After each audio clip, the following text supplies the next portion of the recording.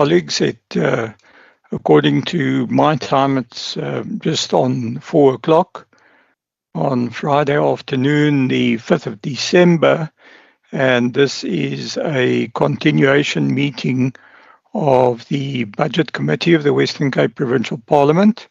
I am Leon van Wyk, the Chair of the Budget Committee, and I would like to welcome all members to this committee, along with the team from National Treasury, who I believe are starting to join us. I'm just going to check with the procedural officer, Mr. Dustin David, if we are quorate and if there are still persons trying to join onto the meeting, onto the call.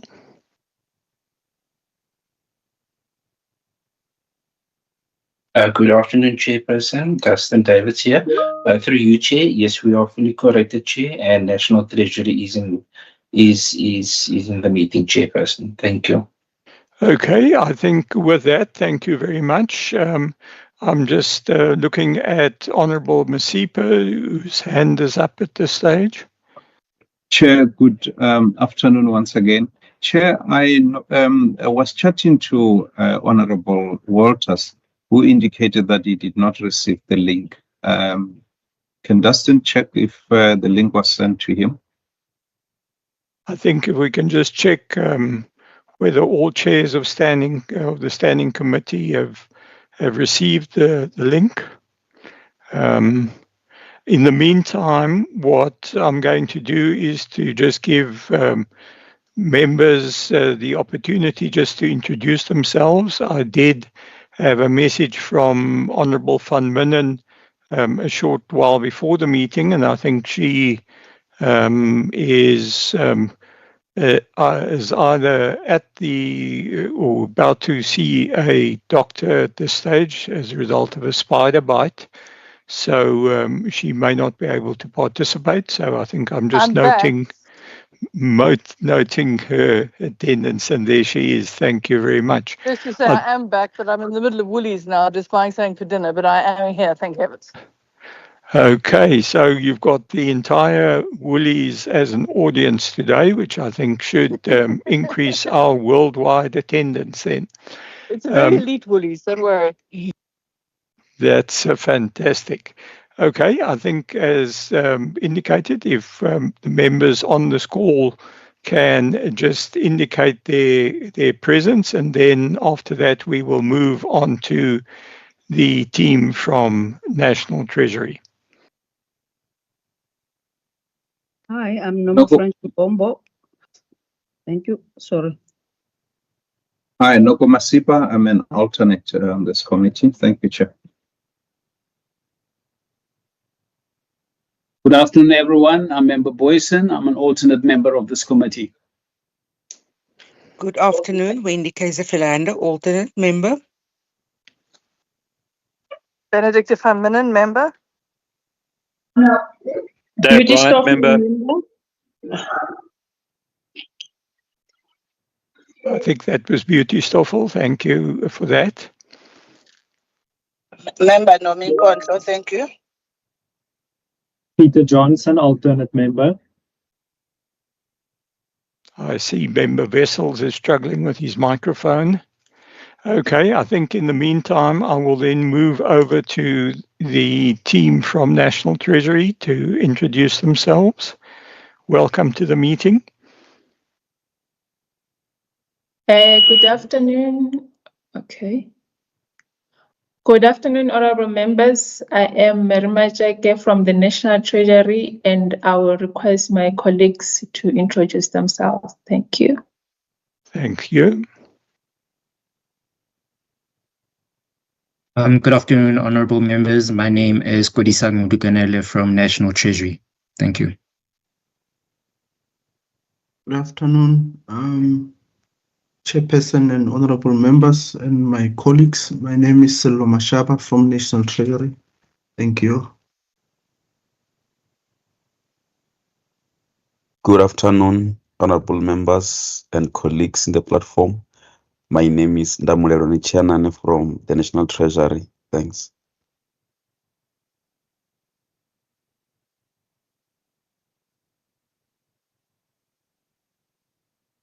Right, I'll just quickly put up my camera for a few seconds. We have, during the course of the day in our various meetings that we've had, we have experienced a few bits of hiccup on bandwidth, it looks like. So, I think it's up to each one if they just wish to make use of the camera, but otherwise, I think we'll just continue without the use of the camera. I'm going to hand over to the NT team. You are most welcome, and we look forward to your presentation to us today, the Western Cape Budget Committee, and we look forward to you guiding us through your presentation and briefing to us. Thank you.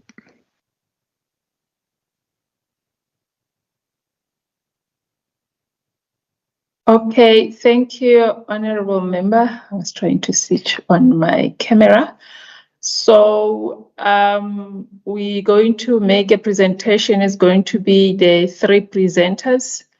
The one to start off, it will be Kodisang, it will be myself, and then it will be Silo. Kodisang, you can go ahead. Thank you.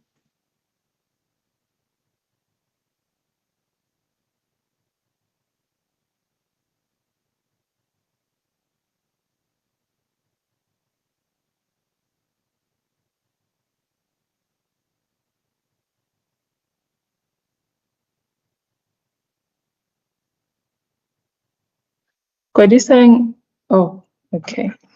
Sorry about that. No problem. Sorry about that, Chairperson. I was trying to unmute and put my screen on presentation mode at the same time.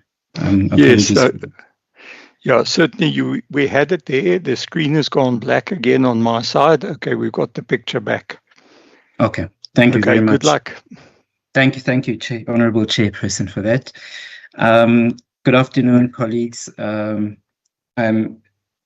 just going to present the overview of why we are here to present the 2025 Division of Revenue Amendment Bill.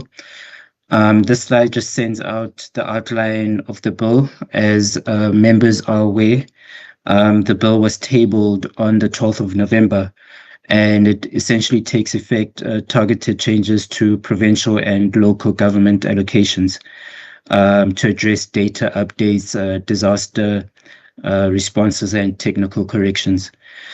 With that, we'll be presenting the overview of the amendment bill, changes to schedules, clauses, changes to provincial allocations, local government allocations, as well as the gazetted changes to gazetted conditional grant frameworks and allocations. And we will end up giving the members a snapshot of what was contained in the 2026 the 2025 MTBPS as it relates to the 2026 Division of Revenue. So this slide, honorable members, just shows the proposed amendments. As you'll see from the block on your left, the Division of Revenue Act was passed by or signed by the President or enacted in August 2025, and it just states there what was contained in the Act, in essentially clauses that set about requirements for the funds that are included in the Division of Revenue Act, as well as the schedules that contain the equitable share grant allocations.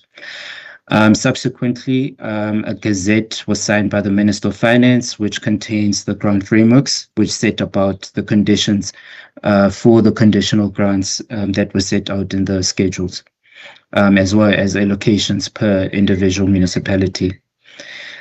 Given this, the amendment bill was tabled on the 12th of November. As I indicated, it includes any adjustments to allocations, consistent with limitations of Section 30 of the PFMA. And the table on your right, the grey table, just shows the stipulations put in place in the PFMA Section 30 what a national adjustment budget may only provide for unforeseeable economic and financial events and unforeseeable and avoidable expenditure and things of that nature. I won't get into detail, just in the interest of time, but this is why we're here in a sense. So getting into the clauses, we have made a change to one of the clauses. So clause 2 of the amendment bill amends section 16 of the Principal Act, so the Division of Revenue Act. It introduces a requirement that must be met in cases where a library service function is assigned to municipalities in terms of section 126 of the Constitution. And this was put in place as the Western Cape is to soon promulgate an assignment to selected municipalities. So the basis of this amendment to the section is to ensure that funds flow to the relevant municipalities.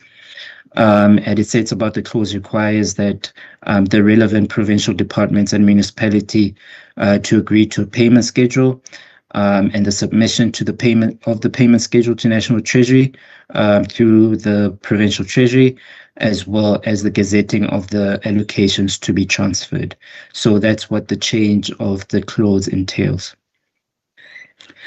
We have subsequently made changes in the schedules, as indicated earlier, and what we have done essentially is that the main purpose of the Division of Revenue Amendment Bill is to amend column A of the DORA schedules, see there in the 2025 DORA, which shows the allocation for the current year. And the new column A created by the DORA will show the original allocation and the adjustment to get to the adjusted allocation. This is to ensure that there's maximum transparency in the adjustment process. Column A is also amended in the relevant schedules of the Division of Revenue, which is Schedule 1, 2, and 4, Parts A and B. So Schedule 1 is just the vertical division of the Division of Revenue, while Schedule 2 is just the provincial equitable shares to provinces, while Schedule 4, 5, and 6, both Parts A and B's, are the amendments done to the relevant conditional grants that we'll get into in detail a bit later.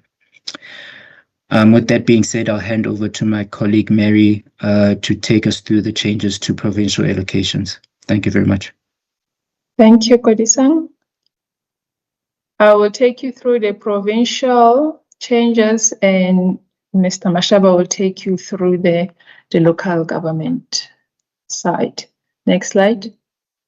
So, honorable members, here we are dealing with the additions that have just happened now with the adjustment of the appropriation of the Division of Revenue bill. So the first one talks into the equitable share. The three provinces, Free State, Gauteng, and Northwest, because of the decline in their population and the part of the GDP, which are the components into the provincial equitable share formula, their budgets were then reduced. People don't know. Okay. So I think that's the challenge, because I think if member Masipa could perhaps just mute himself, and I think all other members on the platform, please. Sorry about that. You can continue. Thank you, Chairperson. So when the formula was being adjusted, the technical adjustments then came up with the reductions in those three provinces. But since there have been some surplus in the national sphere, then the three provinces have been cushioned with 215 million for Free State, 2.6 billion for Gauteng, and Northwest is getting 1.8 billion. Another thing is that the 644 million is added to provincial conditional grants for the reconstruction and rehabilitation of the damaged infrastructure that were damaged in the 2024-2025 year, and they've been classified in 2025. And in terms of that education infrastructure grant, there is 454 million, 100 going to Eastern Cape and 354 going to KwaZulu-Natal. With the health revitalization grant, 40 million will be going to the Eastern Cape, and for the provincial roads maintenance grant, 150 will also be going to the Eastern Cape. In terms of the Western Cape, the province will be getting the portion of the budget facility for infrastructure, the BFI that they had applied for, and that monies will be used for the Bel Air Regional Hospital and Klipfontein Regional Hospital with 22 and 31 million respectively. Next slide. So there are also the rollovers, and honorable members, the rollovers applies to the national sphere. If you can go back, Kodisang, you moved. Yes, thank you. The rollovers are in respect of the national side. That will be the indirect grant. So there is for health, the health facility revitalization component. There's been a rollover for Limpopo Central Hospital that is being constructed, as well as the replacement of Bora and Clockland clinics in Free State. They are getting 9 and 10 million. Then there's also a reprioritization of 343 million from the school infrastructure backlog grants to the Department of Education. They're going to use that money for workbooks project and the infrastructure assessment. So those are the national rollovers. And you also have the corrections, correcting the mistakes that were done with the tabling in the beginning of the year. The National Treasury Services, there's a correction that's been made there. That was submitted by the National Department of Health, in which 40 million was reduced from this province, the Western Cape, and was given to Eastern Cape and Northwest, and those monies are being reversed, as you're going to see in the next slide, that the Western Cape province is getting their money back. And in terms of the human settlement, there was an error there in terms of allocating the compensation of employees for KwaZulu-Natal, so that money is being shifted to provincial equitable share portion. Next slide.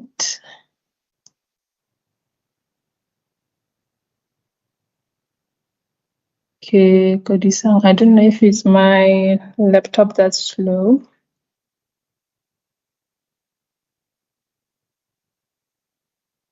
Apologies. It has Yes. moved on my side. Now I can see it. I apologize, Chairperson, Honorable Chairperson.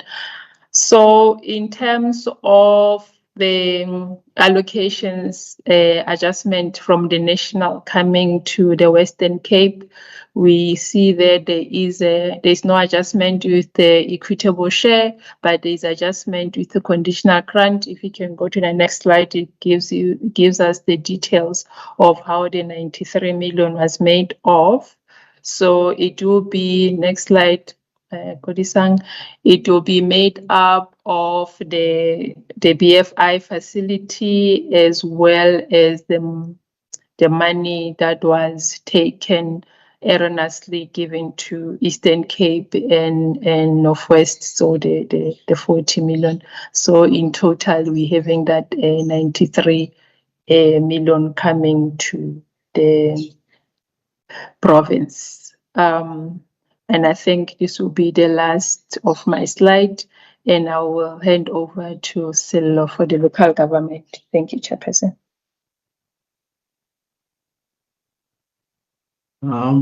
Thanks, Rosemary, and thanks to the chairperson. If I can continue from where my colleagues left off. I only have got 2 slides, Chairperson, and I'll hand over to Kodisang. Local government equally has seen additions to its baseline for the current 2025-26 financial year, and the additions are with regard to the municipal disaster recovery grant, with its main purpose is to fund the reconstruction and rehabilitation of infrastructure that would have been damaged by disasters. And the focus in this Division of Revenue Amendment Bill was for the Eastern Cape Province for disasters that occurred in June this year, 2025. An amount of 496 million was added to the disaster recovery grant baseline to address damages there. 2.1 billion has been added to the newly established Urban Development Financing Grant. This is a provisional allocation to the Metro Trading Services component, which is also a new program. The city of Cape Town is benefiting in this allocation of the 2.1 billion. The initial allocation for the UDF rand was about 1 billion, so 2.1 billion is added to that. And thirdly, 303 million is rolled over, and it has been approved for the public transport network grant for eThekwini Metropolitan Municipality. This was the unspent stroke untransferred money from the previous financial year for the program. And moving on to the next slide, it's just a table that reflects what I was just saying, and just to put the amounts in detail, but specifically for the Western Cape Province, as is the focus for this session. So of that 2.1 billion, 411 million is added to the city of Cape Town in support of the Urban Development Financing Grant, and that adds to the baseline for the Western Cape Province. Thanks, Chair. I would like to hand over to Golisan to take us through to the remaining slides. Thank you.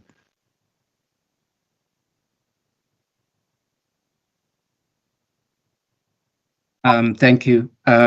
So the remaining slides, with this slide, it just shows the changes made to the gazetted frameworks and allocations. So just to note, honorable members, we make these amendments to the frameworks from Section 15 for the Division of Revenue Act, which requires the National Treasury to consult Parliament on any proposed changes to conditional grants, and we effect these changes within the conditional grant frameworks based on the allocations that were mentioned both by my colleagues Mary and Cyril. So it's just highlighting within the education infrastructure grant, ring fencing the funds there for disaster, for the repair of infrastructure damaged by disasters, and we just ring fence the allocations for the two provinces affected. Similarly, with the health facility revitalization grant, we have ring fenced allocations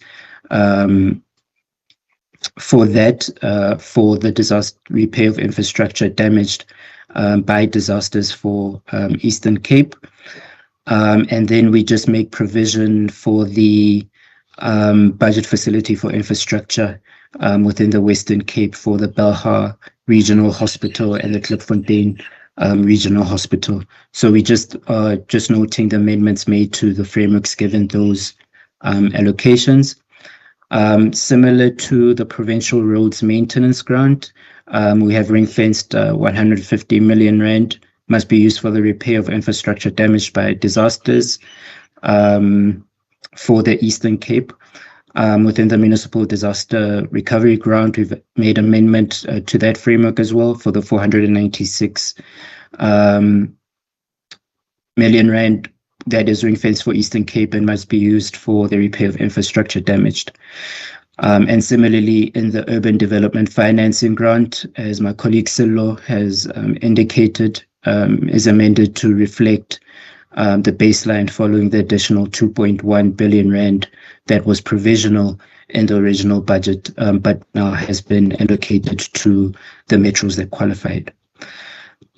So the last slide there, Chair, just shows the process that will be undertaken by National Treasury once the amendment bill is enacted, that we will gazette the amended frameworks, amended allocations per municipality, and the changes per province in the next year for the School Infrastructure Backlogs Grant, the National Health Insurance Indirect Grant, and the reconstruction of and rehabilitation of provincial infrastructure damaged by disasters, as outlined in Appendices A to C of the bill.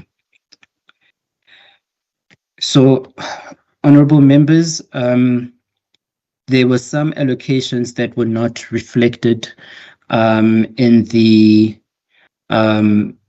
Division of Revenue Amendment Bill, but they were reflected in other sets of legislation. And these were done essentially by the powers granted to the minister within the Appropriations Act to allow for early release of money when it is seen that such expenditure cannot wait or be delayed until the tabling of the amendment bill. So with this being said, there are allocations made for education and health. The Minister of Finance has authorized the release of 9.7 billion rand to address urgent pressures in the provincial and education and health departments. Subsequently, in terms of Section 1C of the Appropriations Act, as I've mentioned, the minister can approve such expenditure given the circumstances, and that the fact that this money was announced in the 2025 budget. So these allocations have been gazetted in terms of Section 6.4 and 7.4 the Division of Revenue Act, and will be made available once the revised payment schedules have been finalized. The second amendment that does not reflect in the Division of Revenue Amendment Bill is for PEPFAR, and the honourable members are aware of the withdrawal of PEPFAR funding. The Minister of Finance has approved the emergency funding to the tune of 590 million in terms of Section 61 of the PFMA to support provincial departments of health. And these allocations were processed through the Special Appropriations Bill. And the third allocations that were not reflected in the 2025 DORAB are for disaster allocations, authorized through Section 6 of the Appropriations Act. And these are for disasters that occurred between the 1st of April and March 2025, but were not provided for in the 2025 budget. So Section 6.1b of the Appropriations Act again allows the Minister of Finance to approve such expenditure. Allocation letters have been written to transferring officers to notify them of these additions, and payment schedules will be revised in line with these additions. National Treasury, in this regard, is in the process of gazetting the provincial and municipal breakdowns as per Section 6.4 and 7.4 and 8.4 of the 2025 Division of Revenue Act. And we will show the Western Cape breakdown of how they benefit from these allocations that were made outside of the 2025 Division of Revenue Amendment Bill in the annexure of this presentation. So, honourable members, this slide just shows the summary of the allocations that were not reflected in the 2025 DORAB, either through the special allocations or through provincial adjustments bills. That just gives you breakdown within education and health to address the pressures faced in those key departments and provinces. As I'd indicated, about 9.7 billion was allocated towards those two sectors for COE, ECD, and goods and services for the respective departments or functions, rather. For PEPFAR, the 590 million that I've spoken to in the earlier slide, and the last block, the bottom block, just shows the distribution of the disaster funding that was approved through Section 6 of the Appropriations Act. So, honorable members, the next set of slides just gives a brief snapshot of what was contained in the MTPPS. As you'll see from the block, what was contained in the MTPPS for the 2026 budget is just the vertical split between national departments, provinces, and local government. Members will see that local government grows to about 9.7%. Provinces grow to about 42.4% share of the total amount available, while national department has about 47.9% of the total envelope available for the 26-27 financial year. We also just give a brief overview of the 2026 reforms to conditional grants. Honourable members may be aware that National Treasury has concluded the conditional grant review, and we are in the process of implementing some of the short to medium term reforms that have been shared widely with government, whether it's with provincial government, local government spheres, as well as the national departments that are administrating these grants that we are proposing changes to. So in the first proposed change or reform in the agriculture sector, there's a merger of the Comprehensive Agricultural Support Program and the Lema Letsema Projects grant. The intention of this merger is to streamline administrative processes and eliminate duplication of efforts in supporting farmers. National Treasury, in collaboration with the Department of Agriculture, have amended the CUSP conditional grant framework to account for this merger. Secondly, within the education sector, we are merging the Education Infrastructure Grant and the School Infrastructure Grant, and this merger is intended to improve coordination of infrastructure delivery plans and programs, and to ensure alignment of all infrastructure projects within provinces. A phased approach has been endorsed for the incorporation of this merger between the SIBG and the EIG. In 26-27, about 450 million of the grant allocation will be retained in the School Infrastructure Backlogs Grant to finalize the closeout of projects, while the remainder of the allocations for capital payments are shifted to the EIG from 26-27 onwards. Within the sports, arts and culture sector, the Community Library Services Grant will be incorporated into the provincial actual share. And again, we're doing this in a phased manner, where the cost of employees component will be the first one to move, while the capital component of the grant still remains within the Community Library Services Grant. Further engagements are set to take place over the 26 MTEF to determine when the grant should be fully incorporated into the equitable share, the provincial equitable share, that is. In the local government space, the proposed changes to the grants there.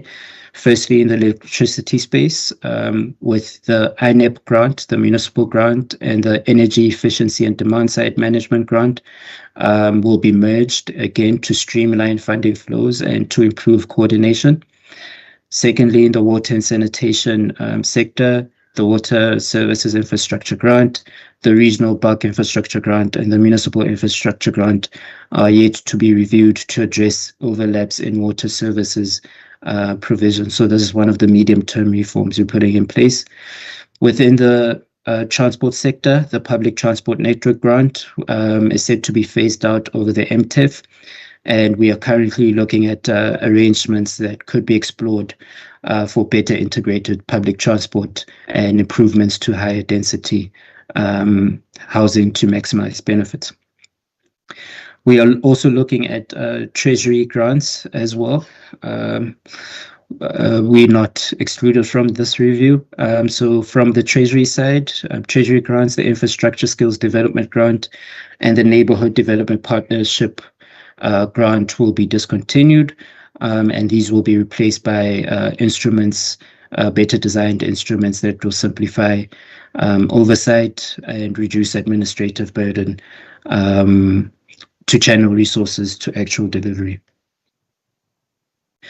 Within the Metro Trading Services program, 19.3 billion rand over the MTEF for infrastructure associated with the Metro Trading Services. Metro Trading Services will be shifted from the Urban Settlements Development Grant to a purely performance-based urban development financing grant. A reform that is currently underway as well within the municipal infrastructure grant is to introduce a performance-based split delivery model between direct and indirect grant channels of the municipal infrastructure grant. The indirect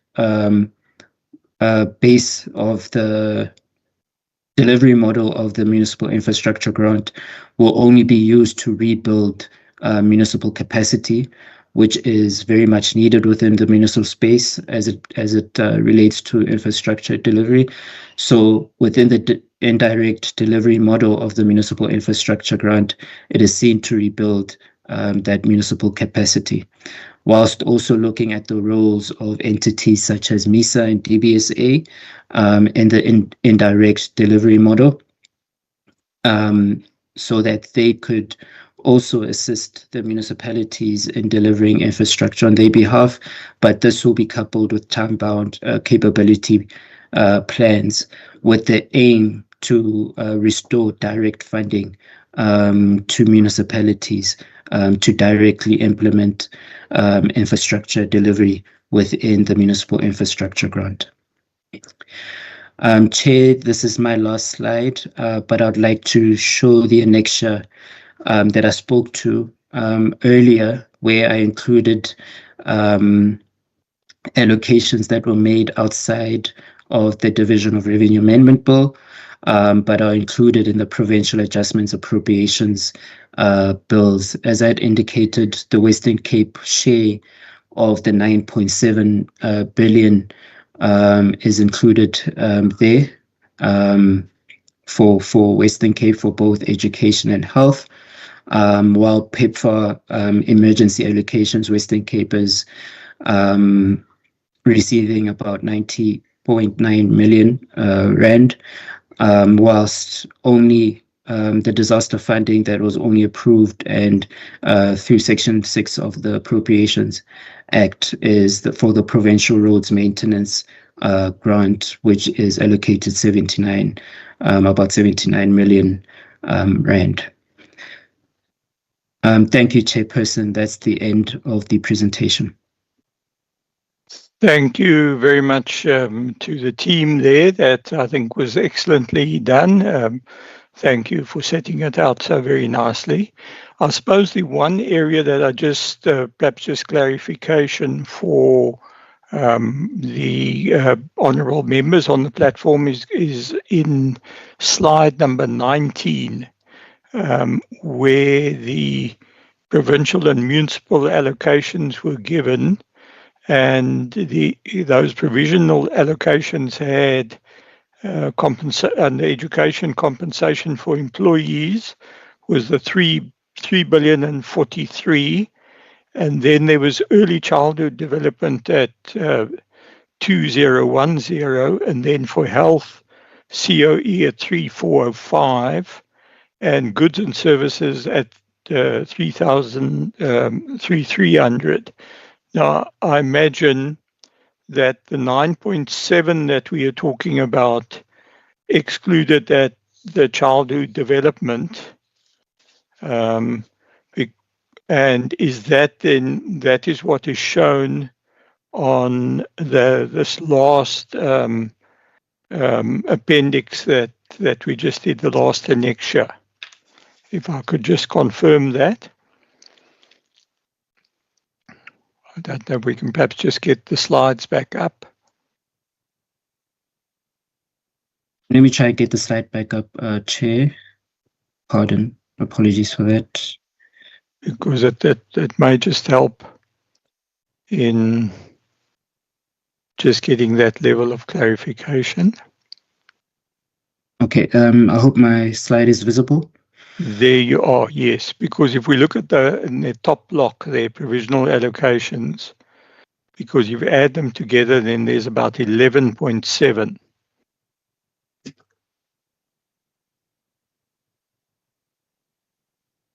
So the early childhood development is dealt with separately. Is that correct?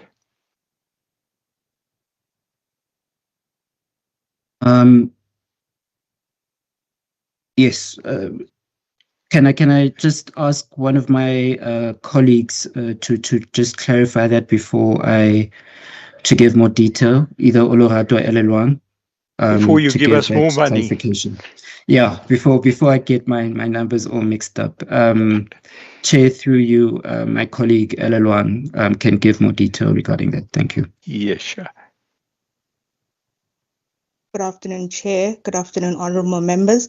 So the 9.7 billion that my colleague Godisang mentioned is the allocation that actually flows through the equitable share only, whereas the early childhood allocation flows through the early childhood development grant. Thanks. Okay. So that I think just then to give clarity to the colleagues on the call. So there is that split. So it comes out of those two sources. So I think thank you very much for clarifying that, because I think what we now have in this slide pack, I think it gives us the full picture then of what we are dealing with here. So I'm going to then hand over to the colleagues for any questions that they need, possibly clarification or an improved understanding of the process. Because I know it is Friday afternoon, and in Tshwane the weekends start a lot earlier than in Cape Town. I see Honourable Mbombo and then Honourable Nkondlo. Thank you. A quick one. I see this is the 25-26 budget, meaning everything needs to be utilized by or committed to by the end of March. Is there any of where they could be able? They still have to ask for rollover, or it's about it must all be committed? Well, that's a lot of money that needs to be utilized by now. Some of it. And then secondly, last year there was a lot of the money allocated for the BFI, plus also for the disaster, specifically around the infrastructure on the roads, agriculture. Have a look at it. Was at the time, it was also when you presented, it was about also that money needs to be utilized or committed to, and then it's up to you whether you agree or not, whether there could be a rollover for the new financial and what happened to it. And I also saw also there's been quite a lot of allocation for. I do understand that with the health revitalization grant, it's about what the province or the department will submit to in terms of their plan. So My point is about, I see there's quite a lot for the Eastern Cape from that money. I think 40 or something, I can't recall. I saw for the Western Cape, there was money. I think I'm not sure 53 million or whatever, but it's meant for these two hospitals. Are you saying to me that there's provinces that got more money from the health revitalization grant is based on what they submitted in terms of the request, or was there any kind of, for example, being also provided from the NT in terms of the initiative from their side? Thank you. Thank you, Member Mbombo. Member Nkondlo. Thank you, Chair. Chair, I just want to start from the first question of Member Mbombo, but maybe differently, just to understand from Treasury that when you do these allocations at this time on the adjustment budgets, especially given the infrastructure money that is provided for as an allocation, do you have a conversation with the province, both the provincial treasury and the respective department, about capacity to spend? So for me, it's important to understand whether that conversation takes place, and at a time when you are coming to us and you are presenting these for the approval of Parliament, this is a conversation that you would have taken with the department and the treasury, and they would have accepted or rejected or indicated that they can take the money, but they won't have the capacity to spend it in this financial year, given the fact that you are giving them the money already half into the financial year. So I'm interested in understanding that process between National Treasury, the Provincial Treasury, together with the respective department where the allocation is given. The other question, Chair, I wish to pose is again on the cusp, because this again is money that would have been requested previously as disaster money, and also with the rollovers. Now, the money also, because of the lateness of the budget of this financial year, is coming at this time where we are almost towards the end or in the middle of the third quarter, going to the last quarter. Now, the question for me, again, in this context, is that when these allocations are being done, do you take into cognizance the spending demands and the environment in provinces, both in terms of the capacity of the province, but also the actual end user in the context of CASP, the projects that are awaiting this money, which is farmers in that context? And how do you, as Treasury, do such allocations, which at the end, as we would normally hear during the annual reports and other times, that the departments will be complaining about the time at which the money gets to be allocated to them from Treasury to the actual spending department. So what exactly is the conversation? Even in the changes that are being done, we seem not to be looking at this planning, spending, paradigm that actually gets, it's like you're kicking the can, down the road, because where it lands in the municipality or in the very support that was given in the CASP, which is farmers, the money, sometimes the impact that it would have made is much more lesser. The last question, Chair, in this round is that I'm trying to understand. I've just received, I think, as the meeting was about to start, the response from Provincial Treasurer about the question on the reallocations, realignment, that there is a note that was sent or given from National Treasury about this this type of adjustments of the main budget. Because I think the colleague, when they were starting from National Treasury, speaks about adjustments as adjustments of the main budget of what is unavoidable, and is unexpected, and one is asking the question on this notion of a realignment and adjustment budget, because the realignment and or reallocation of budget, one is seeing budgets that would have been presented or argued by departments and for such budgets.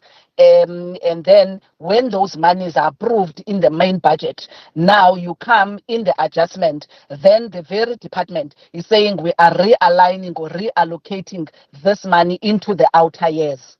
So I'm trying to understand what is the logic of this type, because I some of these things are not unavoidable, are not unforeseen, because these were planned within the main budget. The department would have said, for this year, this is what we are going to do, and now one is seeing that money gets to be reallocated or realigned into a new year, including the issue of compensation of employees, which we're discussing with the other departments in their budget adjustments this morning, where we're seeing compensation of employees, which gets to be approved by the Provincial Treasury to offset, overspending in other programs. Whilst initially we would have known that you can't utilize COE. If you have not spent a COE, you render that money back. But now there is this new thing where money of COE, and it's in a few of the sharing. So one is asking the National Treasury these particular questions, because you see, we would need to understand if there are shifts in how budgeting, framework regulation, is being done, how spending is being managed between provinces, the actual departments, together with National Treasury, so that as the people who've got a responsibility to oversight, we do not ask questions if indeed, there has been a change, which sometimes we are not made aware, but you see it, where somebody is given money, request for money, and now instead of not spending that money, and you are able to see that they do not have the capacity to spend, they are using this term of reallocation or realignment into the other outer years. Because my understanding is that the main budget is budgeting for this particular financial year. So you can't use the budget adjustments now to start the administration early into the main budget. So I just wanted to get clarity on those issues from Treasury. Thank you, Chair. Thank you, Member Nkondlo. You were starting to break up there towards the end, but I think they would have got the gist of that question. We've then got Member Masipa and then Member Stoffel. So I think if we could take their two questions, then we will go back to National Treasury for their responses on that before we take the next round. Member Masipa. Thank you, Chairperson. I think there is a parliamentary budget office presentation, which I think covered quite extensively some of the items that I would have loved that the National Treasury, talked to. I don't know, I was just on the phone call as well. I might have missed some of the points, but if I'm repeating what they have just said, because with the last presentation, what I pick up is that there is very little that talks to the Western Cape, but obviously give us the overall overview. So My issue, Chairperson, is a statement in this parliamentary budget office presentation that was presented, and it gives an indication that there's been some slow spending to date, reflecting that the provinces that are spending well are Gauteng, KwaZulu-Natal, and others at 53%, and Western Cape and others are at 47%. And citing the issue of what you call the procurement and infrastructure and so forth and so forth. So I think the question for me is that would that not be the result of the delay budgeting process as such? If that is the case, and obviously, the question that was posed by Honorable Mbombo to say that, all these adjustments are going to happen, and we are now like 3 months towards, or 4 months towards the end of the financial year. So, which implies that this is going to also create another rollover as such. Yeah. So the slide talks about the provincial expenditure in terms of FESA. Limpopo 47%, Western Cape 47.6%, Mpumalanga 47%, and it says that they show slower performance, suggesting possible procurement and implementation challenges that risk year-end underspending. So I think maybe if they can really, the department can talk to that.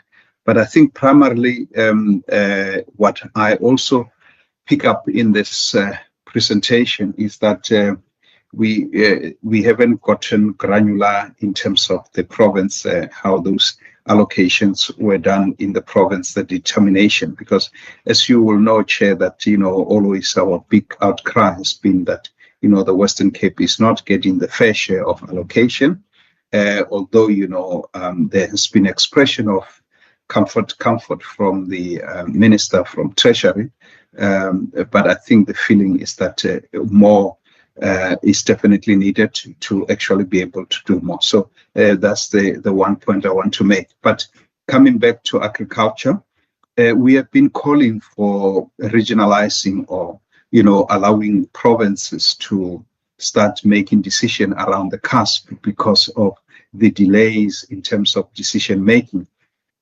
With what has happened with budget 2.0 and budget 3.0, obviously there has been delays in the province in terms of implementation of some of the project, and some of the farmers were really challenged. But it would not probably be a problem in the north, because this is now their summer season, this is their planting season. So the cycle, obviously, if there's budgetary problem, the cycle will affect the Western Cape even much more severely than it will affect the summer rainfall area. So I think the question really, Chair, is the Treasury seriously thinking about reviewing the Schedule 4, the Schedule 5 of the grant, especially as it relates to CASP, in order to allow provinces to make decision. Even if it means allowing the Western Cape to have their CASP provincialized, brought back to Schedule 4 in order for them to be able to make the decision quicker, because the delay impact us severely more than it impact other regions that are not winter rainfall dependent but are summer rainfall dependent. Thanks, Chair. I hope I'm clear. Okay, thank you, Bema Masipa. I think if I can just add on to what you mentioned sort of at the beginning, relating to particularly the equitable share for provinces. And in this presentation, there was an indication that certain of the provinces had received an additional allocation to their pairs. But, where the Western Cape has seen changes in their population and their various data and statistics, they haven't benefited from any such additional allocation. So I think if we could perhaps just add that to it, and then Member Stoffel. Thank you, Chairperson. Chairperson, am I audible? You are certainly audible. Thank you very much, and good afternoon to all of you on the platform, and also good afternoon to National Treasury. Chair, let me appreciate the presentation. I only got 2 questions, and that were my questions is based on the 2 departments that have received money. And pardon me, Chair, if there is already a person who have already asked the question. I just want to check with the National Treasury whether these departments that have requested the money of those 2 departments, did they only request the money for the infrastructure of the hospital or whatsoever? Because within that 2 departments, as much as the money has been received in a very short space of time, but I believe there is much more than the infrastructure within the various hospitals within the Western Cape. So I just wanted to check with, and if so, I want to check with Treasury that within the Western Cape, there is these hospitals and clinics that is being identified for the NHI project. And as we speak, that hospitals and clinics doesn't have any movement in terms of that. Although there's a claim on these hospitals that say this is part of the NHI projects. And also there is this hospitals within the Western Cape that was being identified for this project. Of this, there's a delay within the service providers. We don't know what is happening. And our people is suffering now because of that, of this, I don't know whether I can call it unforeseen circumstances between national and service providers regarding those projects. So I just want to check with National Treasury whether they have some information around that. And if these 2 departments have only requested for the infrastructure, what other route is there for them to request in order to address other outstanding issues of which they are aware about that? I don't want to mention it, but they are aware about that. Thanks, Chair. Thank you, Member Stoffel. I'm just, I see one more member, Petrus, has hands up, but I think National Treasury, I think let me hand over to you, perhaps try and deal with these issues that have been raised up to now. I just wanted to add, Chair. Yes, go ahead. Okay. Now, what I wanted to ask is about, because it came up, the Treasurer made a reference that they've reduced the equitable share for the other provinces. Now, if they could be able to reduce equitable share based on the, I think it's a population, what are the other criteria that they are using? Because if you could reduce the equitable share based on that, you're supposed also to add similar thing for equitable share for the other things. The last time I checked, they can correct me, it was not only the population, but it was also about the enrollment, learners' enrollment, the risk factor related to the disease and so forth, plus in relation to the insured or uninsured population. So why would they not add equitable share to the province if they could be able to reduce equitable share to other provinces? So what criteria that they use for both? Because when you pick up one end of the stick, you also pick up the other end. And then say last one, Chair, because Member Stoffel mentioned this. Again, on the 2 hospitals, which is the Klepfontein and the Bella, the money that is allocated there is probably for professional, professional assistance, whatever support. Professional fees. Yes, it's professional Planning. fees. It won't even put a break. And in knowing, for example, that these have been in the radar for a long time. Even the last time that the NT provided the money, it was more or less similar for that. So they are aware in terms of that. They've been, especially the Klepfontein stroke, just it has been there in the radar for a long time. And at the time that it was even placed for 2030, we said it cannot be waiting for that because it also has to assist with the current Tigerberg in terms of the decanting.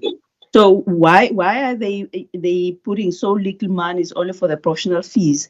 Yet they very much aware in terms of the time frames regarding that. Because I'm comparing now with the other monies that they, for example, that which is important, the trade in terms of the urban trade places and all of those, and also compared to the other, even the BFIs that they've even the funding that they provided. I'm not saying that they need to rob Paul and pay Pauline, but it doesn't make sense to allocate only for the professional fees. There's so little money for the two hospitals, which one costs about 2 billion.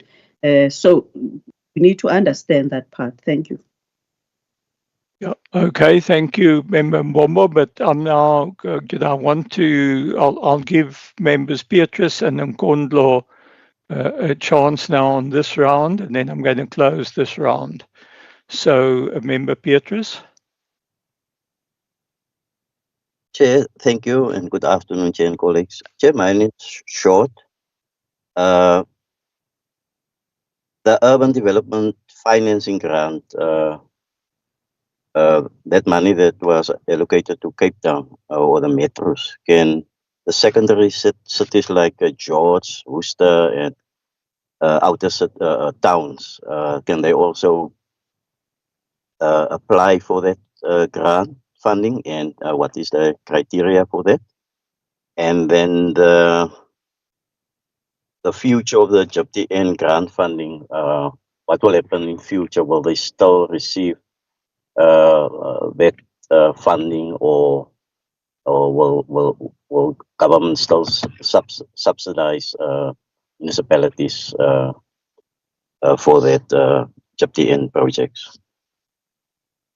Okay, thank you for that. Member Nkondlo, you had a hand up and have taken it down. Or you're waiting Thank you, Chair. Thank you, Chair. Okay. Just Yeah. two small questions. I think on the reforms to the settlement grant, I think there was an emphasis on performance. Can you explain what does that mean?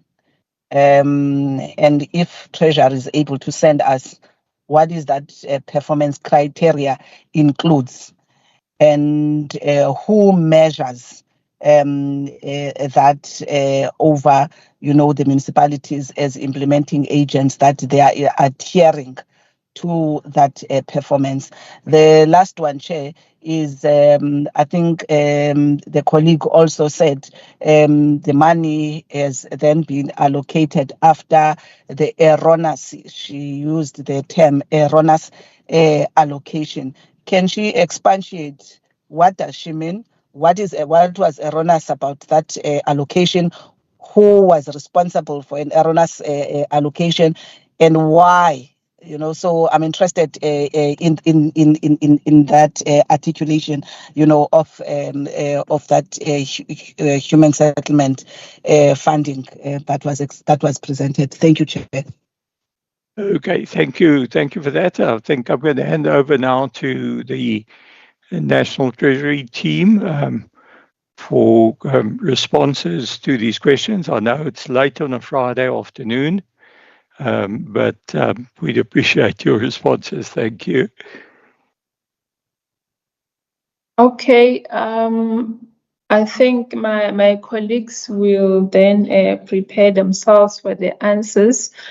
But I thought maybe I can just touch on the provinces that had their equitable share reduced because of the population as well as their contribution towards the GDP, which we call the economic component. So, honorable members, in terms of then, the question was then why don't we do the additions? So the additions would have been made in cases whereby the provinces, when the data that we get from Status A, that we get from the sectors, your education and health, the data that we get, and then we then update the provincial equitable share formula. And if there have been an increase in a certain province on a component like your health and your education, that will have been included in the formula. So then the money does get allocated to the provinces is then allocated in terms of that formula. So the reductions that were done for Gauteng and Northwest, and to a smaller extent to Free State, it was because of the delays from Stats SA in terms of releasing the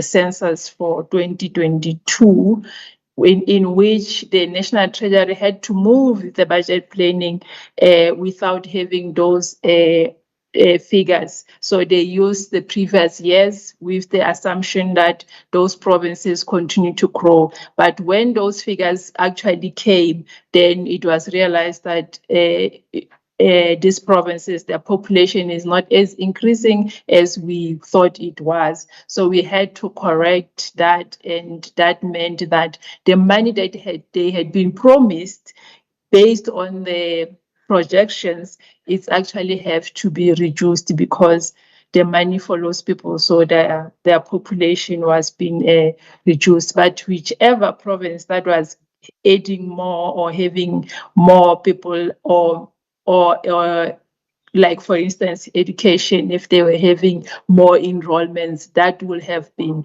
captured at that time, and that would have been corrected.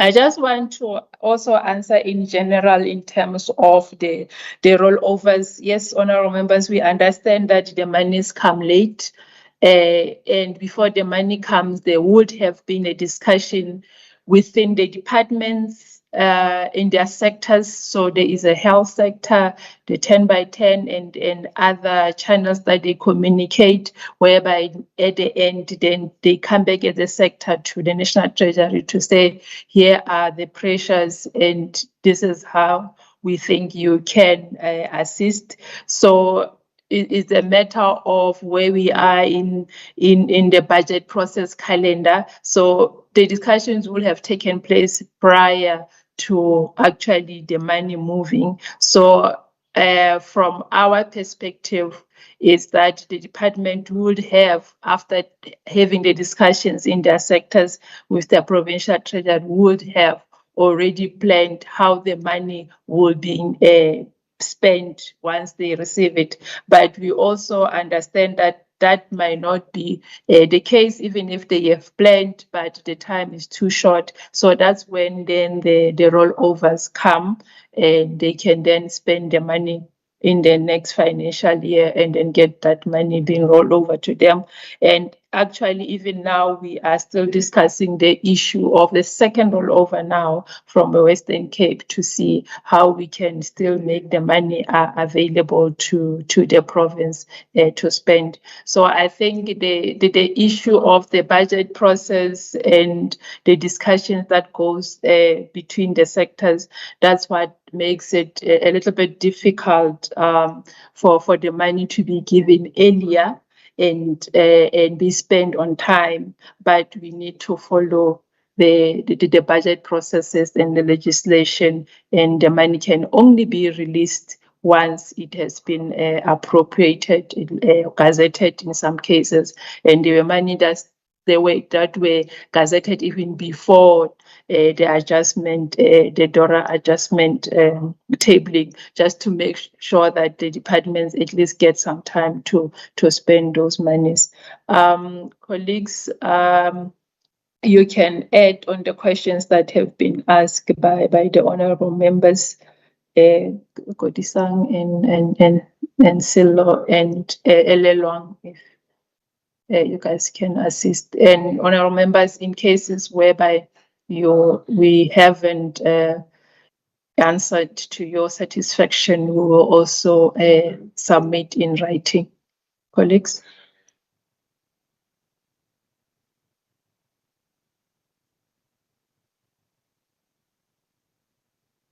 Yes, Godisang, go ahead. Thank you very much, and thank you for the questions that were raised. I'd like to touch on firstly, and I would like my colleagues Elelwang and Olorato to join in terms of the details. With regards to money allocated in year, a lot of the money that was allocated in year, as seen in the presentation, for the provinces were through disasters. And yes, we have conversations with departments. We have conversations with the NDMC, and the NDMC has conversations with the provinces that submit disaster applications for funding. And one of the criteria is that the NDMC looks at is the ability for the affected provinces to spend before the additional money before the end of the year, just to mitigate the need for any rollovers or unspent money that has to be transferred back to the national sphere. So that is a criteria that is being used as we have these conversations between ourselves, whether it's the National Treasury and the NDMC, as well as the NDMC and the affected provinces that put in those funding applications. So I just wanted to add to Mary, on top of the rollover conversations that are happening, but really within the additional allocations that relate to specifically disasters. In other allocations, as you've seen in the Special Appropriations Act, especially in the Health and Education Department, the minister had made provision because some of the monies, for example, the 9.7 billion rand was announced in the main budget. But at that time, it was provisional because there was a lot of technical work that still needed to be done to finalize the numbers for compensation of employees in terms of teachers enrolled and things of that nature, or teachers employed rather, to determine the breakdown per province.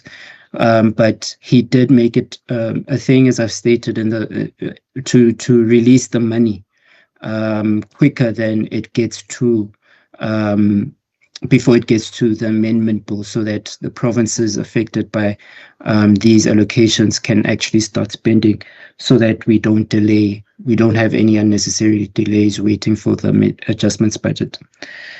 And I think that really ties up the questions from Honorable Nkondlo and Honorable Mbombo on the type of conversations that we're having in terms of our conversations with provinces, which Mary had touched on, and our conversations with the transferring officers and their conversations with the affected parties at the root of the end user, as Honorable Nkondlo put it, how they're affected by the spending of this money. It's through those types of conversations that this happens.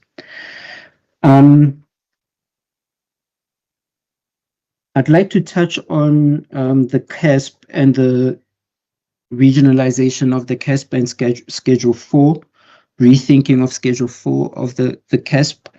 As you know, that the CASP was a Schedule 4 before then it had to move to Schedule 5.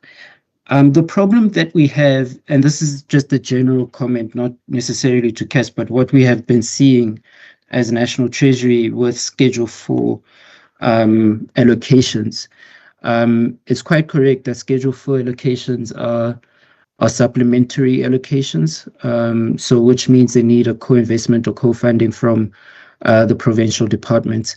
But we've seen a lot of times that the provincial departments actually don't provide their share from the equitable share. They would actually replace the funding that they get from the grant and really rationalize their spending to what the grant provides, and not necessarily ramp it up with a co-funding from the equitable share. So that's one of the big problems that we've seen. We also seen in Schedule 4 conditional grants because they're much lighter. Conditional grants in terms of the flexibility, but at times you'll see a divergence within provinces in how they really go towards the policy objectives outlined in reaching the policy goals within that grant, because provinces will spend the money how they like and national departments will see that they're deviating from the policy goal. So that's one of the reasons why, or the two biggest reasons why national departments really do want to put in tighter requirements. And one thing we caution against them, if you put in tighter requirements, which we understand from their part, what they're seeing on the ground, but yet you can't do it within a Schedule 4. So then it becomes, a Schedule 5 grant. And that's what we've been seeing from, the usage of Schedule 4 grants. So, but my colleague, Elelwang, can come in if the conditional grant review has looked at CASP going back to a Schedule 4 as one of its long-term recommendations. With regards to the UDFG, can secondary cities also apply? The Urban Development Financing grant is specific for the Metro Trading Services program for now. So it's targeted for now at metropolitan municipalities under the allocation criteria and the performance incentives that have been put in place. But that doesn't say in future this type of grant or this type of mechanism can't be expanded to secondary cities. Within the National Treasury and the City Support Program, this program is being expanded to secondary cities. And given the lessons that we get from the UDFG and the process being undertaken in the Metro Trading Services Program, it is something definitely that can be looked at in terms of I'm lost for words now, but it's so that we can expand to secondary cities. But as we see it right now, it's only for the metropolitan municipalities, so secondary cities cannot benefit from that for now. I would like Honorable Petrus to just please, if he can, to expand on the GPTN project. I didn't quite get that project that he referred to, if it's going to stop. So if that information can be given or made clearer so that we can address it.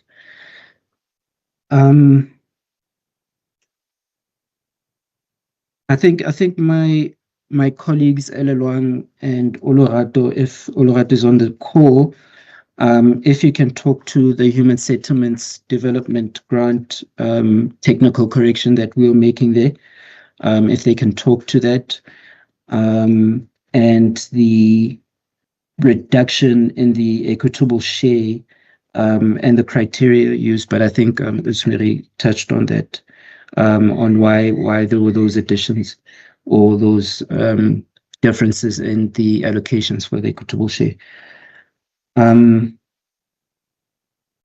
Yeah, I'll leave it at that. If my colleagues can touch on the Human Settlements Development Grant element and touch on any other questions that I might have missed out. Thank you very much. Thank you, Honorable Chair and Honorable Members. Am I audible? Yes, you're audible. Go ahead. Just to briefly speak to the provincial equitable share and the funds that are being added to cushion the provinces that experienced a negative or a decline in their equitable share. I think just for clarity from our side, in terms of the process of actually determining the equitable shares, we didn't actually make a reduction. So at the time of making updates to the 2025 MTF formula, what we realized is that when we compared the resulting equitable shares, after we updated the formula with the most recent data that we had at the time, when we compared the 2025 MTF to the 2024 MTF, we then realized that the equitable shares for those specific three provinces declined significantly. And when we look back in terms of the process, we realized that it was as a result of the decline in the estimated population numbers that we would have updated at the time of determining the 2025 MTIF. And specifically for the population figures, we made updates making use of mid-year population estimates from the 2024 publication. But prior to that, the formula had actually utilized the estimates from the 2022 publication for two subsequent MTIF periods. So we had a lag basically from the 2023 MTIF, where the population figures that we were using were coming from the 2022 publication. And when we then updated the population figures in 2025, that's where we saw the resulting decline in the equitable shares. The other data that contributed to that was also then the data that we used to make updates to the regional GDP.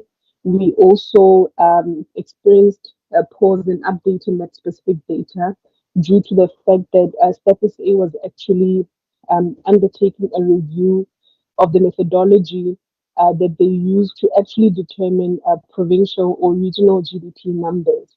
So when we then updated the 2025 MTIF formula, we also saw that although there was, a general increase in the regional GDP figures, the three provinces that were impacted, their growth was slightly different compared to the other provinces.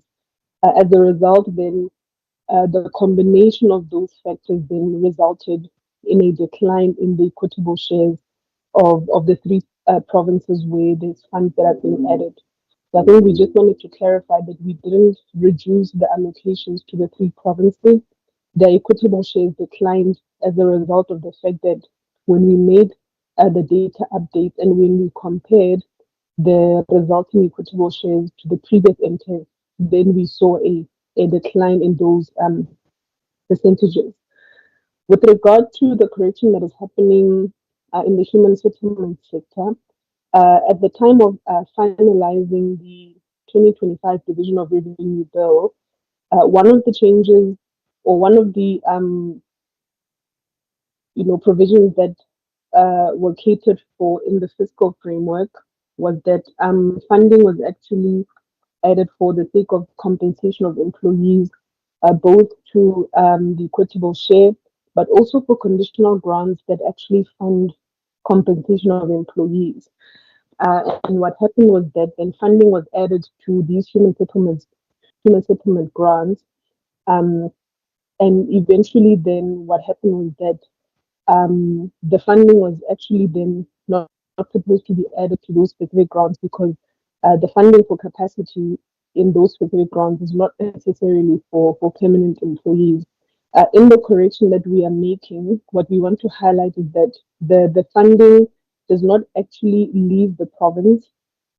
It's in essence a technical adjustment that we are moving the initial money that was added for compensation of employees in the human settlement grant. It's still remaining within the KZN province. It's just being added to the provincial equitable share to correct then for what happened in the beginning of the year. For the health sector correction that is happening, where the allocations for the province were allocated to two other provinces. This was as a result of the set of allocations that we would have received from the sector, where this shifting of funding from the province would have taken place.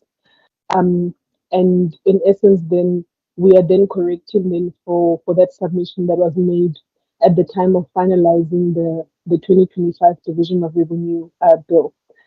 I'm not sure, Chair, if I've left out anything. If I have, I think Elelan can also step in. Thank you, Chair.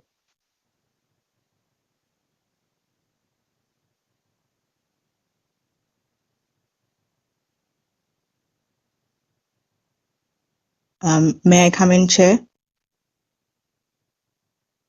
Go ahead. You can Thank go you. ahead. Thank you, Chair. So my colleagues have mostly covered most of the questions. I think there's just 2 or 3 that are missing.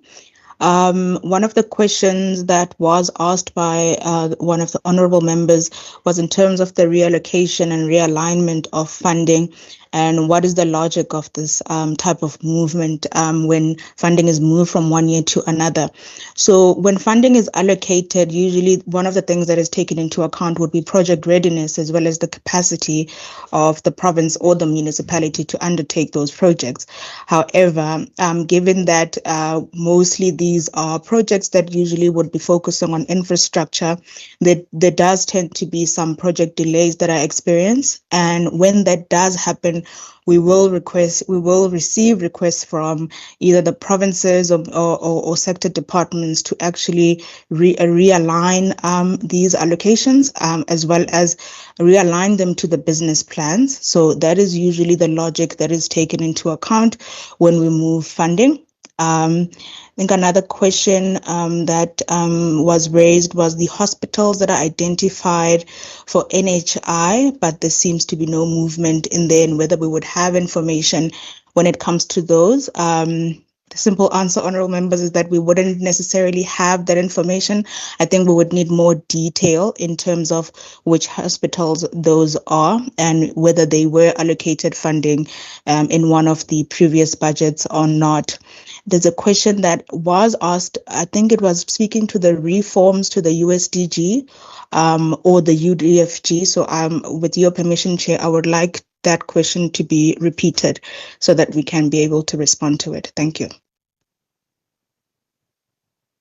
Good, thank you very much. So I think certainly if that question could be repeated or clarified in simpler terms.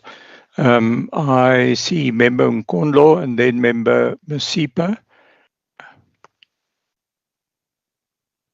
Okay, Chair, 2 issues I think I want to put up because it's a Friday and it's late, we may not be able to engage and complete this process.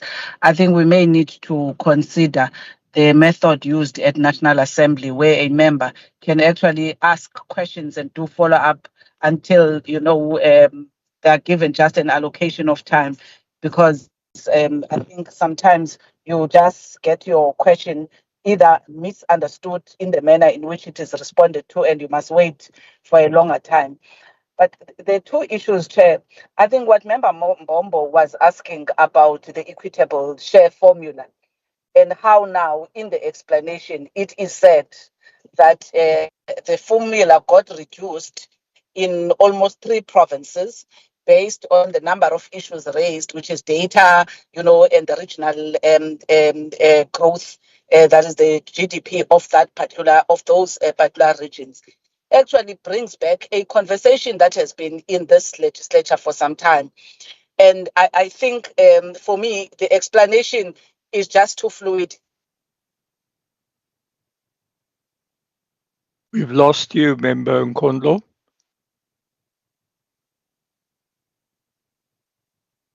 You can't be lost. We need you now to finish this sentence. Me, please. Yes, because hear me? it's you hear you now. Yes, go ahead. I'm saying, Chair, this conversation in this province is very important. It has been raised many a times due to the population growth of this province and like provinces like Gauteng. So what Member Mbombo was raising, I would like that National Treasury would have to write the response that they were giving us here on paper and send it to us on how these particular provinces had their equitable share being reduced. Because I still share the issue that Member Mbombo was raising and asking why then, for this time, when the province was asking this question, it was seeming as if opening up a conversation on the equitable share is not something that could be done. It awaits some process that a National Treasury is busy with.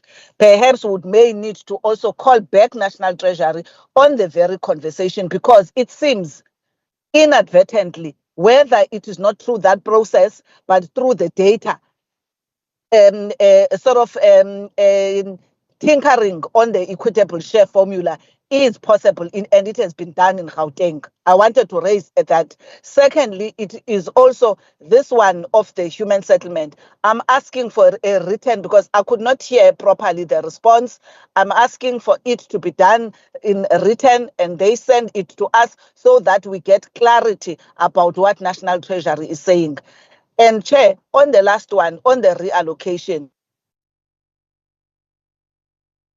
Treasury, Provincial Treasury, whether it is in the next year, to come back to us as the budget committee, because I think now we are getting into an era of budgeting where there are many instruments that you are told of an issue of rollover. Now there is realignment, reallocation, and all of these. And for me, somewhere, somehow, these opening up and fluid positions must be explained to us, because you can't want, to just decide, to just say we are changing things, but you are changing actually the very legality of how these particular instruments are supposed. When you say that adjustment is for unavoidable and unforeseen, now you are opening up through a reallocation. You can actually materially actually do a new budget during the budget adjustment with what the explanation that has been given. Thank you, Chair. Thank you very much, Member Nkondlo. I'm just also looking to our procedural officer to the extent that you've captured what that request is, that we can then possibly put a written request through to National Treasury in due course. Okay, I do see your hands up over there, and then I see Member Masipa. Thank you, Chair. Really, thank you for the responses. Chair, I think I do support that maybe we need to have a proper engagement with National Treasury before we consider the dollar for the 2026-27 next year. With that said, Chair, I got the answer with regards to Schedule 5 and Schedule 4.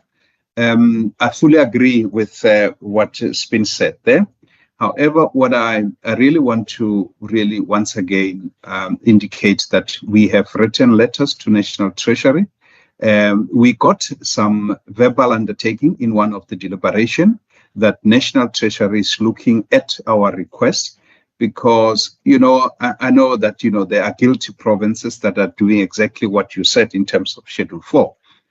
Because obviously, provinces are not the same.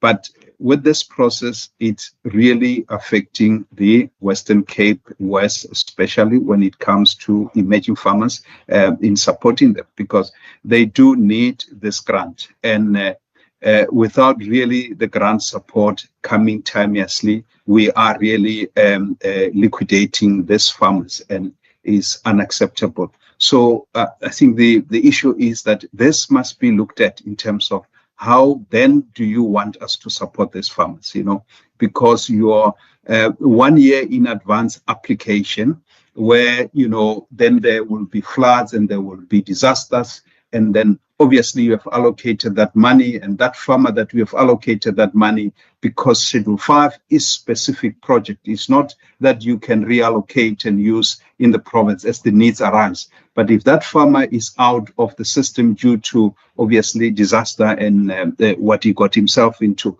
after a year, and the money the tranches come to the province, and the farmer is no longer farming. So you are sitting with that situation, the dilemma that you can't really use that money to support another farmer. And like I said, our issue is that, your process is too long. That's one. Secondly, it comes at the time when we, in the middle of the preparation for the planting season, which happens between March and say April for grain and so forth. So definitely, this province, despite, the challenges that you might have had with other provinces, I do not think that the problem of abuse of Schedule 4 has come from this province. It came from other provinces, but this province definitely need a Schedule 4 kind of support. And we're working very well with the commodity group in terms of really supporting this emerging farmers. So there are already no complementary funding that are coming from other various sources that are really supporting this grant funding that you are allocating to the province. So the plea is just to really make it a localized, provincialized allocation so that, the department can work really in expanding this, process of building a solid reformed agriculture with our black farmers, supported effectively. Thanks, Chair. I will just make that plea. Okay, thank you. Thank you very much there. I'm just looking for, are there any further questions, further issues that we need to raise with National Treasury at this stage? Yes, Honourable Beatrice. Yes, Chair. It's again with the Chapter N grant funding. Or what I want to know, Chair, if that funding, if it is guaranteed for future funding, and that there will be no burden on the taxpayers of the different towns that are involved in that Chapter N projects or integrated transport projects, Chair. Yeah, I think yes, perhaps if I can translate that in the case of the GIPTN, the George Integrated Transport Network, that agreement I think comes to an end at the end of 26, end of next year. I think it is the end of that term. And I think the question then that Honourable Beatrice is asking is what happens after that stage in terms of these transport projects that are undertaken, in terms of where the burden then lies in terms of the subsidies that need to be provided in bus transport. I don't know if there are any comments here from National Treasury at this stage. I'm not seeing further hands. So maybe in terms of any wrap-up comments that you've got there, we can perhaps also then, if you wish to perhaps sum up on any area, because certainly I think the presentation that we have received today, I think, has been most enlightening, and I think it has given a good explanation of how this process, the Division of Revenue Amendment Bill process has taken place, and what has come out of it to me are there a number of areas that the committee probably would like further understanding, and I think that can possibly be done as indicated that we could do that in a written format. I think what Member Masipa was perhaps also indicating with the level of complications that we are experiencing, the committee may then consider requesting a further meeting with National Treasury somewhere early in the new year with regard to the 26-27 financial year and the MTF at that stage. I don't know if the NT team perhaps want to comment on that and perhaps just also then sum up.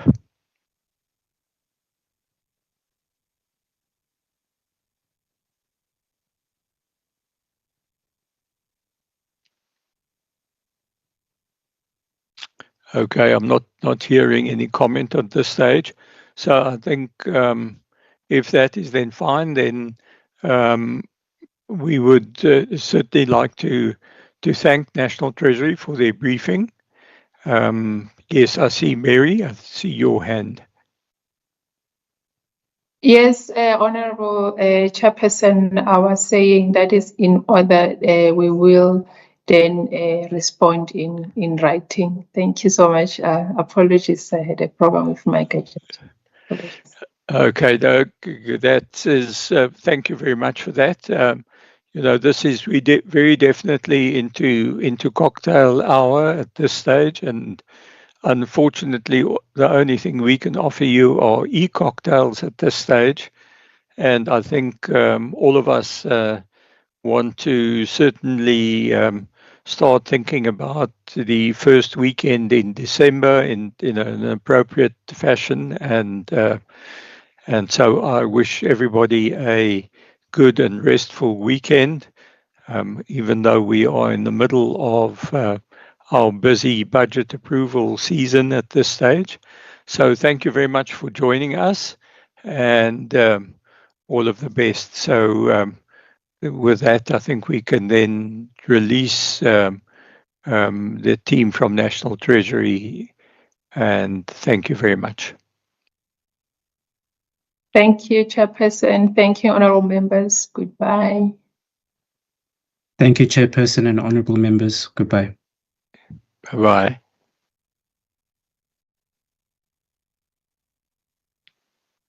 I think we have, we are now down to our committee team. And then I think I just want to hand over to members then on any comments on the presentation that we have and resolutions and the way forward.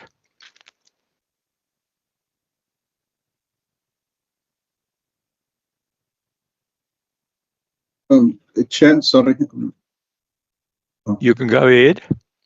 Chair, I think really for me, I think we did this presentation in justice. I know that we are pressured for time in terms of our DORA and so forth, but I do believe that we need to have this presentation, even if it means early next year before, we get into DORA, engagement, that we can really interrogate it properly.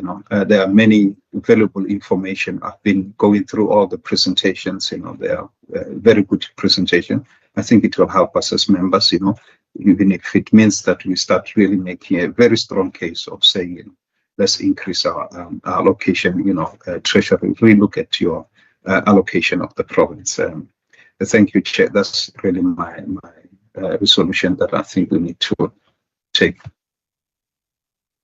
Okay, excellent there. Member Mkondlo.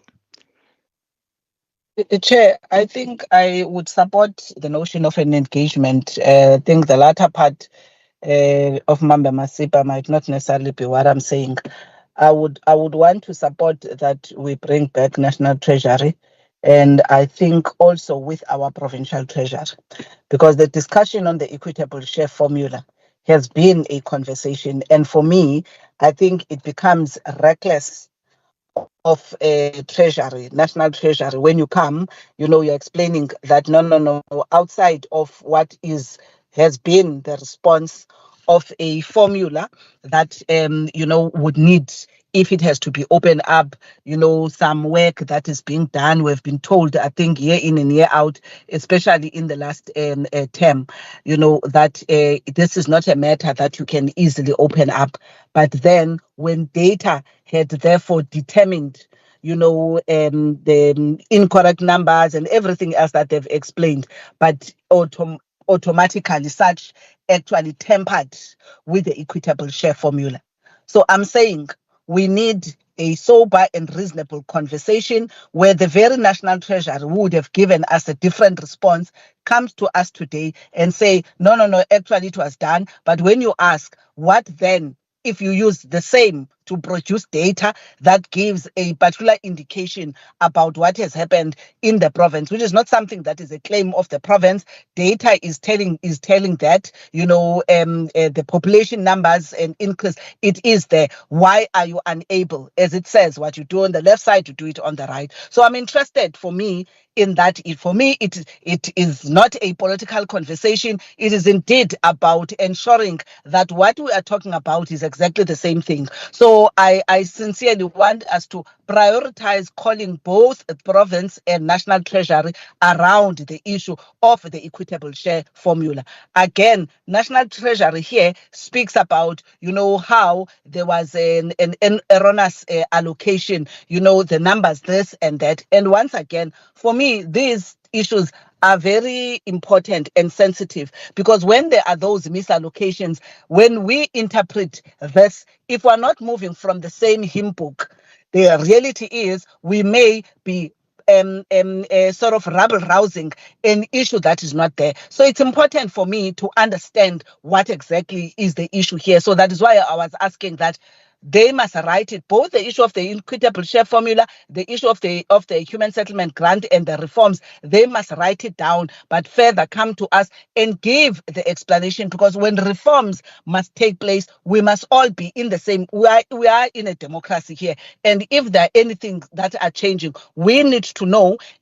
Citizens must know, so that when we have to do our oversight, we do our oversight on the same page, and we don't get ourselves to throw shade at each other for things that are not there. I'm saying legally, and what the legal framework is able to provide or not to provide. So I support the notion of calling them before, the division of revenue of 2026, 2027. We would need that conversation as a priority to explain this issue, so that if we are arguing that there is an increase in the population in the Western Cape, what does that mean if they were able, when there was a clear sign in other provinces that was not the case, and therefore the equitable share ended up being reduced? Why then, when the opposite happens, it cannot be? I'm interested to understand that, so that the mathematics is able to explain to us all a fair process to all provinces. Thank you, Chair. Thank you, Member Mkondo. I think that sort of does set out a fair amount of the issues that we are experiencing. And, I would agree with you. We need to try and get hold of them as early as possible in the new year. And I see Mr. Davids is giving us a hands up over there in terms of that. Member Mbombo. Thank you very much. The member Nkondlo has put it like a way it's supposed to be, but I just want to reiterate to make sure that it is captured as we are saying that. One is the formula they are using for the equitable share with a reduction, and also without even acting even for those that there's been an increase in the numbers. As we indicated, that we are very much aware of the other aspects of the formula, but they need to present to it. Secondly, because they use also the equitable budgeting. I'm not sure about now the equitable share, but the equitable budgeting on the program. Just to make, for example, for the housing, where there is a high amount of the informal settlements or people who are displaced and all of those, in terms of the equity, they would actually provide more of those. But in this case, now they reduce the amount of the grant that goes to these. They are saying that actually they over whatever compensated and so forth. So they need to provide what is the formula, because my understanding, which is actually even in their website, is about the equitable budgeting. And then thirdly, I saw they've allocated money for the PEFA, which is coming from the money, I think it was 90 something or 50, I can't recall. They also need to indicate in terms of those, because it's important for the issue of the HIV/AIDS, because we have got a high number of the young people, because we have got more universities. Of course, Gauteng was the same. In terms of that amount that was provided, in terms of that, what formula they use, is it Is it based on the number of people who are HIV positive, or is it a number of the people who are HIV positive but who might need whatever treatment? We need that part of it. And then lastly, the issue of, again, in terms of the equity in regard to the infrastructure grants, specifically for the social infrastructure. In this case, my interest more on the Jooste stroke, the Klerkfontein Hospital, in terms of the allocation, because it's long overdue. I've been in that department for 10 years and they've been promising throughout. And I thought that by the time that I leave that Department of Health, at least Jooste stroke, Klerkfontein, but you can see the amount that they've allocated. Yet, if you look in terms of the other provinces of the similar size of the hospitals that have been journey come late, you find that actually some of them also they've progressed. And as yet, back to what a member Ngondlo was saying, that the requirement for this hospital in those areas, the Gugule to the Manenberg, more specifically where there's a high level of this gang violence that impact on the injuries, it is needed in that aspect. So I agree that part of this, it must be that we all agree they must come again before actually there will be adjustment right about January and whatever. They need to come actually before actually the minister does the finance budgeting. Lastly, Chair, if you recall, we were talking about the adjustments now. All these adjustments feed back from the MTB, medium-term budget policy statement, which talks about the adjustments and then also for the next three years of the framework. And some of what they do is based on the inputs that they will have received from the provinces, from any other stakeholders, from any other person, individuals, and all of those can make an input to the National Treasury. We want to know what inputs they received about, because I don't want to say that from the Western Cape, about the Western Cape, because it could be anybody else that would have influenced them to make some of these adjustments, and also that will influence also other budgets. Just making an example, the allocation of the trade space in terms of the grants, but without providing money to the hospitals, it means that there will have been an influence as part of the medium-term budget policy, which is most of it in terms of the cycle. Those inputs, they need to have them as an NT by the latest, I think in June or July, not only from the provincial treasurers, but from everyone else, whether it's business or if you want to know what have they received about the Western Cape from the stakeholders and how these will have influenced them on how they do the allocations for the Western Cape. Thank you very much, Chair. Thank you, Member Mbombo. Just see that Mr. Davids has still got time to be able to put his thumbs up there, because I would have thought he's writing with both hands at this stage to record what we have said. But I'm sure he will do his best there to encapsulate what we have. Okay, I think I think what we need to do is, obviously we're getting late into our meeting. We will be meeting again early in the new week, and we can perhaps just just add anything to what we need to do in terms of further resolutions or in capturing what we are saying here. But I imagine that we are all in agreement with the comments that have been made here. If we can have a few thumbs up, if that is sufficient for everyone, or I'm not sure if there are any further comments that we need. Okay, I see Member Petrus. He's got thumbs up. Member Stoffel's got a thumbs up. So I think that with that, I imagine that we are all ready to conclude this meeting and try and get a bit of rest before we hit next week. So with that, I think just before the clock strikes 6 p.m., I think we can then adjourn the meeting. Thanks very much for your participation this afternoon and sitting through a long afternoon and a meeting over lunchtime. And I think all of those meetings that we have attended today. So enjoy the weekend. Thank you very much. That concludes the meeting. Thank you, Chairperson. Have a lovely evening. Bye, colleagues. Thank you.